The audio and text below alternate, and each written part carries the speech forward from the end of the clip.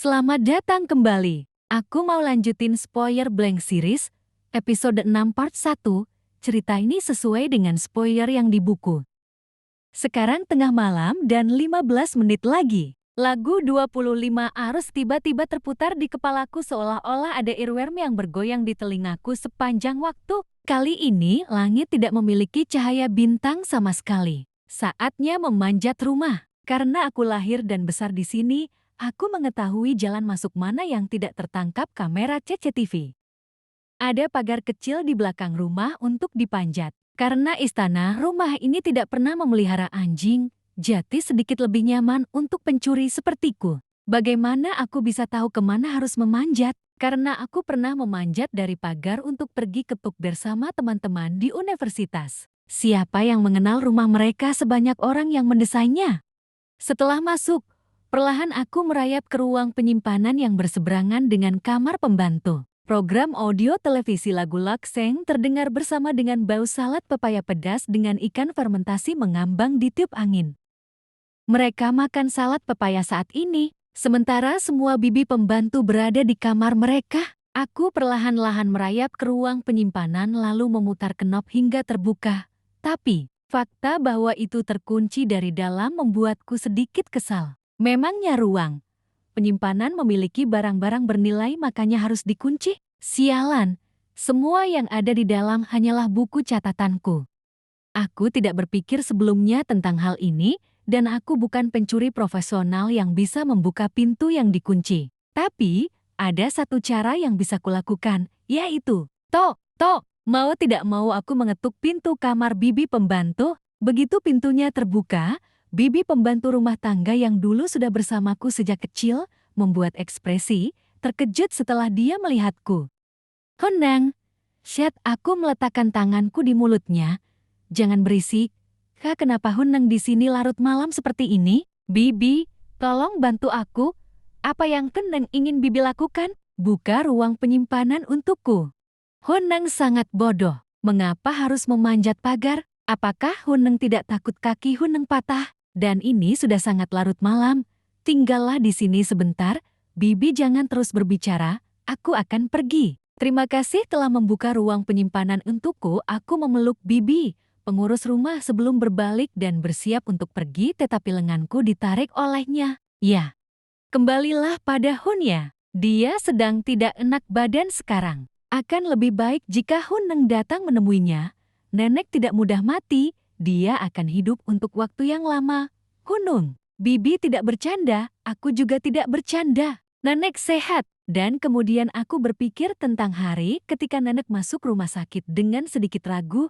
Nenek orang kaya, panggil saja dokter dan dia akan segera sembuh.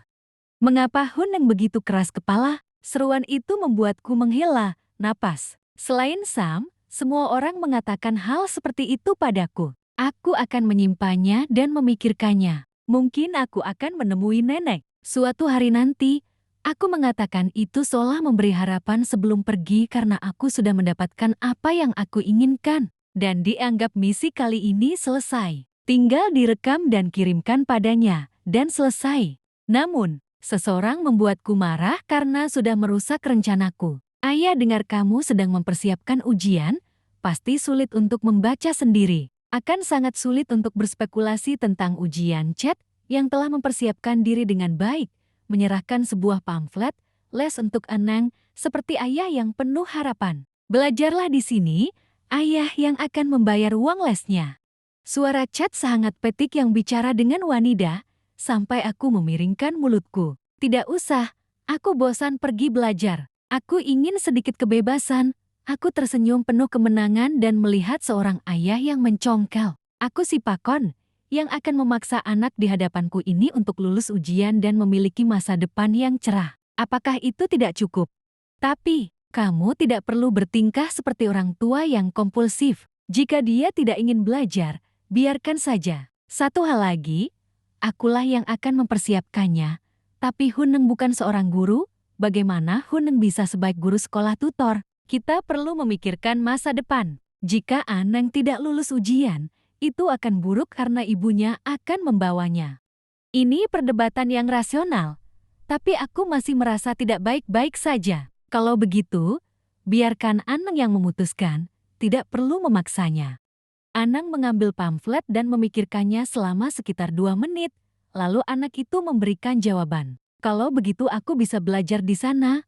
Mendengar jawabannya seperti itu, aku jadi cemberut karena marah. Anang yang melihatku buru-buru menjelaskan. Aku tidak akan mempelajari semua mata pelajaran di sana. Aku akan belajar mata pelajaran yang tidak bisa kubaca sendiri. Aku harus benar-benar belajar keras untuk itu.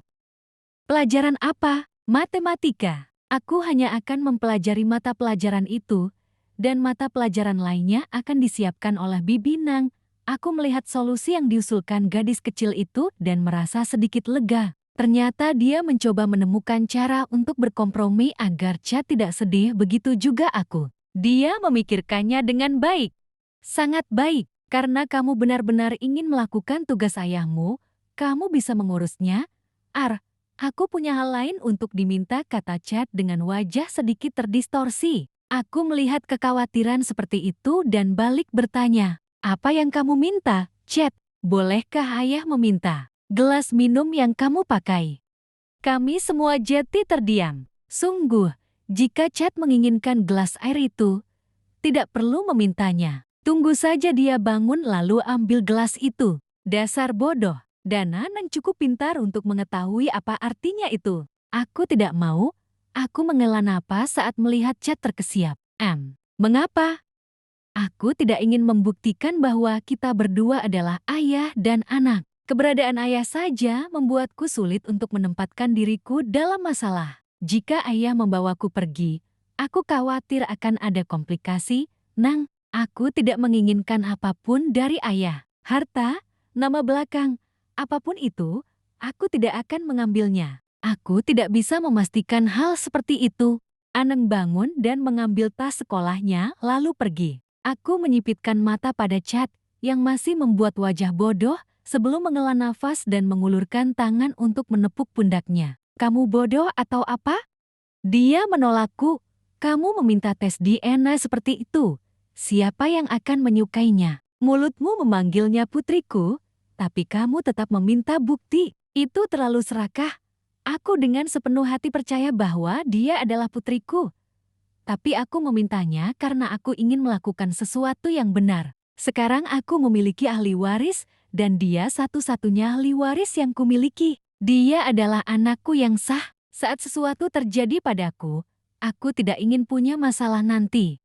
Sejujurnya, aku mengerti maksud Chad. Dia ingin anaknya memiliki status dengannya. Jika ada yang bisa dibuktikan, itu harus dilakukan. Kalau tidak, orang lain tidak akan percaya saat dia datang dan mengaku sebagai anak perempuannya. Aku akan mencoba menjelaskannya padanya, dan kemudian itu akan baik-baik saja. Kamu tidak akan kehilangan segalanya.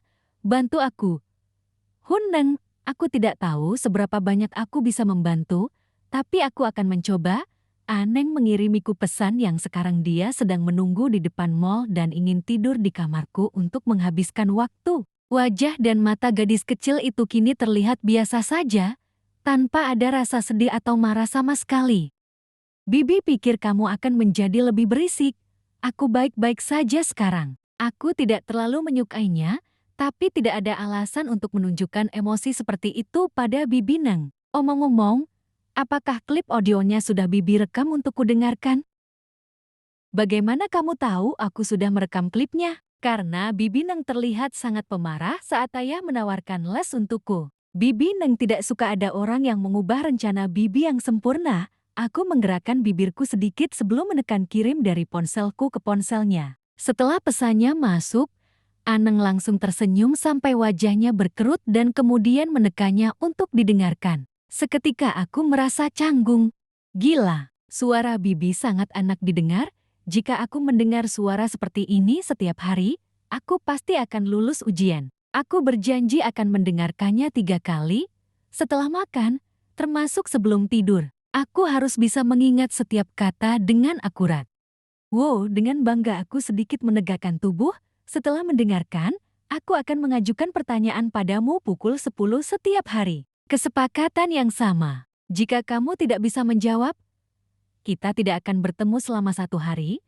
bagaimana jika aku tidak bisa menjawab 2 pertanyaan? 2 hari. Oh, itu terlalu kejam, maka kamu harus menjawabnya. Bibi tidak akan merindukanku, bukan? Bibi tidak akan merindukanmu, Bibi narsis. Semuanya Mas berjalan sesuai rencana. Setelah Anang mengerjakan tugasnya, di kamarku, aku langsung menyuruhnya pulang. Selesai mandi, aku langsung mengirim pertanyaannya melalui Line dan itu dianggap PR yang bagus. Anang bisa menjawabnya. Bagus sekali. Bacaan Bibi tidak sia-sia. Jati, sekarang Bibi yang harus mendengarkan suaraku. Kalau tidak, Bibi akan mendapatkan ciuman di pipi. Tidak lama kemudian gadis kecil itu mengirim klip audionya. Aku mencolokkan headphoneku dan berbaring di tempat tidur. Suara imut dan meninggi terdengar di kepalaku seolah-olah kami duduk berdampingan. Suasana novelnya membuatku tersenyum. Anang menceritakan novel itu dengan suara besar membungkuk di bagian setan. Aku tersenyum sedikit sampai kalimat terakhir. Bibi Nang, apakah Bibi tahu? Bibi Nang, aku mencintai Bibi. Deg. Setelah selesai mendengarkan bagian terakhir, aku mengangkat tangan untuk mencengkeram dadaku dengan perasaan PK. Suara sengaunya masih unik, tetapi emosi dan perasaan serius yang dikirim begitu kuat sehingga aku tidak bisa menahan rasa malu karena keterkejutan bahwa tubuhku sendiri terasa aneh. Aku menarik headphone dan membuang ponselku menjauh. Sial, cinta seperti apa yang dia katakan sebelum tidur? Itu sangat buruk, dasar anak itu. Kita lanjut di part 2 ya, sampai jumpa.